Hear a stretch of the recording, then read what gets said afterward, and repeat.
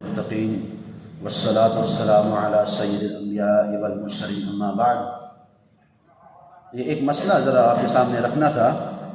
یہ گزشتہ دنوں سوشل میڈیا پہ بڑا اچھالا گیا ہے، جیسا کہ میں نے گزشتہ جمعے بھی اس حوالے سے ایک بات رکھی تھی کہ ہمارے ہاں دنیا میں خصوصاً پاکستان میں اور دیگر ممالک میں سعودیہ کے خلاف بولنے کی بڑی ہی گندی بیماری ہے، وہ صرف اس وجہ سے کہ وہ اہل توحید ہیں۔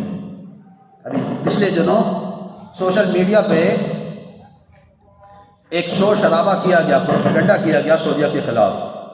انڈیا کی ایک عورت وزیر اعظم، وزیر مذہبی امور، وزیر اقلیت عورت، وہ گئی سعودی عرب اور وہاں پر اس نے مسجد نبوی کی زیارت کی اور اسی طرح مسجد نمرہ اور دیگر مذہبی مقامات کی اس نے وہاں پر وہ گئی۔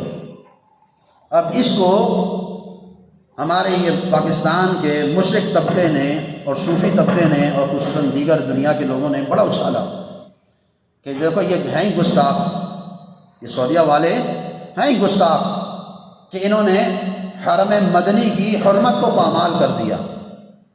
مدینہ کی جو ایک عقیدت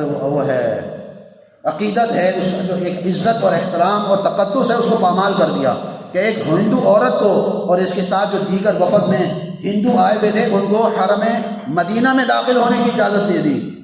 یہ گستاخی ہے، توہین ہے، دین کی انہوں نے نافرمانی کی ہے، اور لوگ اندھا دھند جو ہے نا سبحان اللہ ماشاءاللہ ماشاءاللہ یہ صدائیں لگاتے ہیں۔ اللہ کے بندو پہلے جاننے کی تو کوشش کرو کہ دین اس بارے میں کیا کہتا ہے۔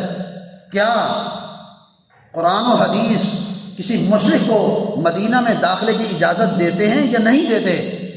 قرآن حدیث کو جاننے کی تو کوشش کرو۔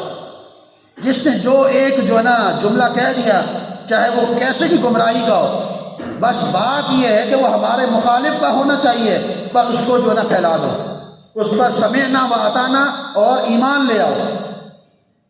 قرآن و حدیث میں بے شمار مثالیں ہیں۔ پہلی بات کہ قرآن میں کہیں پہ بھی نہیں ہے کہ مدینہ کی جو حدود ہیں، یعنی جس کو حرم مدینہ کہا جاتا ہے، اس میں مشرک نہیں آ سکتا، یہ کہیں پہ بھی نہیں ہے۔ البتہ یہ پابندی کہاں ہے؟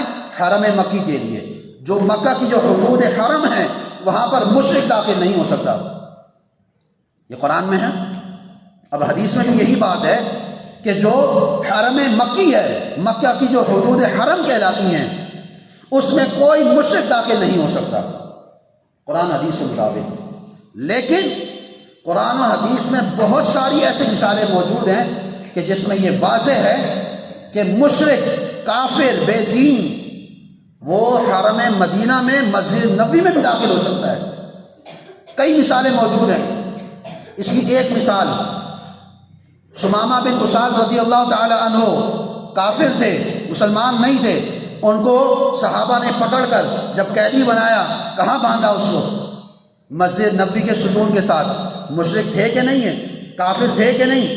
کہاں باندھا؟ مسجد نبوی میں 3 دن تک باندھا رکھا۔ تو کیا اللہ کے رسول صلی اللہ علیہ وسلم نے منع فرمایا؟ اللہ سبحانہ و تعالیٰ نے منع فرمایا؟ مسجد نبوی میں باندھا۔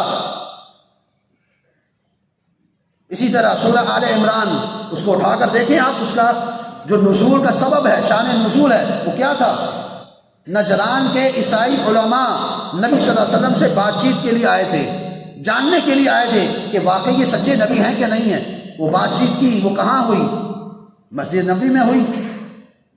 اور جو جتنے بھی جو کافروں کے وفد آتے تھے، جنہوں نے بعد میں اسلام کو قبول کیا، بے شمار احادیث موجود ہیں اس بارے میں، تو وہ کہاں آتے تھے؟ رسول اللہ صلی اللہ علیہ وسلم سے بات چیت کرنے کے لیے مسجد نبوی میں آتے تھے۔ سینکڑوں مثالیں موجود ہیں۔ تو میرے بھائیوں اور دوستوں، ایسے نہیں کہ سوشل میڈیا پہ جو کچھ بیان کر دیا گیا اس کو فوراً مان لیتے ہیں اور شبہوں و شبہات کا شکار ہو جاتے ہیں۔